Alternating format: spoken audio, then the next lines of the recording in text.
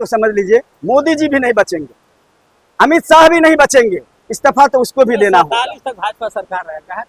आप लिख के रख लो, मैं आपको लिख कर दे रहा हूं, 27 से 29 जाते जाते इसका ध्वस्त हो जाना है। और जिस दिन सरकार बदली, जितने भी छात्रों पर अत्याचार हुआ है, एक एक अत्याचार का हिसाब लिया जाएगा। मोदी जी इस बात को समझ ले, अमित शाह इस बात को समझ ले, जिस दिन सरकार बदली एक एक जुर्म का हिसाब लिया जाएगा और आप सलाखों के पीछे होंगे। आप देखिए गुंडागर्दी तो आज इन्होंने शुरू किया है।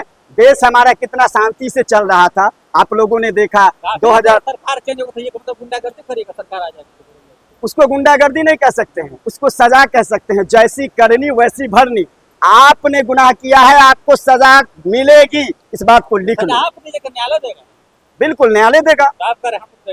कारण है ना कि अभी जो बैठे हैं आप, तो न्यायालय, आपकी सरकार, आपका पालिका, आपको सजा ही नहीं मिल पा रहा है। लेकिन जिस दिन हमारी सरकार बदली, आप सलाखों के पीछे होंगे। मोदी जी, अमित शाह, इस बात को समझ लेना। आप जिस दिन सरकार बदली, आप सलाखों के पीछे होंगे, इस बात को लिख लीजिएगा।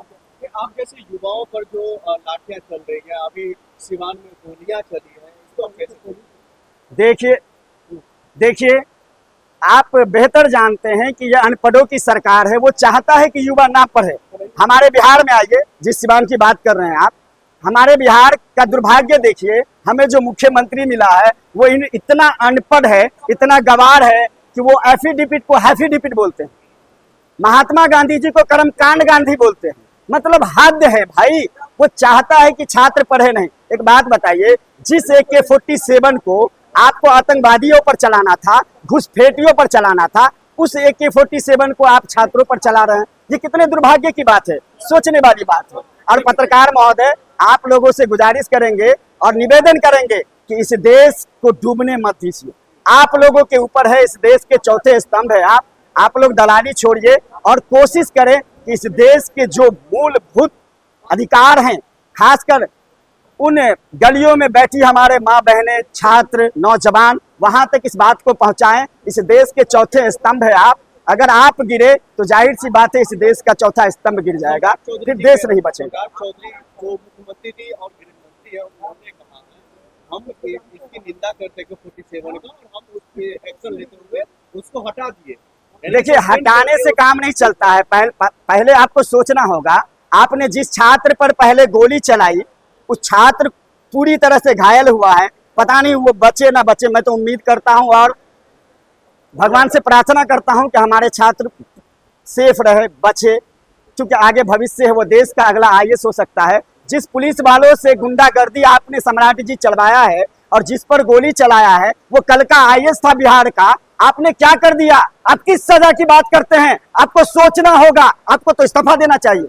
अगर शर्म है आपके अंदर, अगर थोड़ा सा भी हया बचा है, तो आपको इस्तीफा दे देना चाहिए। गृह मंत्रालय तो आप ही संभाल रहे हैं। सिवान ही नहीं, दरभंगा ले लीजिए या फिर समस्तीपुर ले देखिए, मैं खुद दरभंगा से आता हूं महोदय। तमाम जगहों पर जो है छात्रों के साथ बर्बरता की गई है। देखिए, हम खुद दरभंगा से आते हैं महोदय। उसी दरभंगा की बात करते हैं, उसमें छात्रों द्वारा एकदम शांतिपूर्ण आक्रोश मार्च, आक्रोश रैली निकाली जा रही थी। DM साहब से मिला भी गया। DM साहब से मिलने के पश्चात जो यात्रा आगे बढ़ रही थी, आगे यात्रा बढ़ने के दौरान RSS के ऐसे गुंडे उस यात्रा में शामिल हुए। पुलिस वालों पर पहले अमरूद फेंका गया। उस बेचारों को लगा कि मुझ पर पत्थर फेंका जा रहा है। फिर उसने भी अपना पत्थर चलाना शुरू किया और इस RSS के गुंडों की पहचान की पुलिस ने जो लिस्ट जारी किया, उसमें फोटो मिला। RSS के गुंडे हैं वो। संजय सरावगी के राइट हैंड, उसके साथ वो रहता है, वो RSS का गुंडा। आप चिन्हित फोटो में देख सकते हैं। उसको क्या जरूरी था पुलिस वालों पर वो ईटा फेंकने का? आप चाह रहे थे कि वो मोमेंट बिगड़े और बिगाड़ भी दिया आप। अब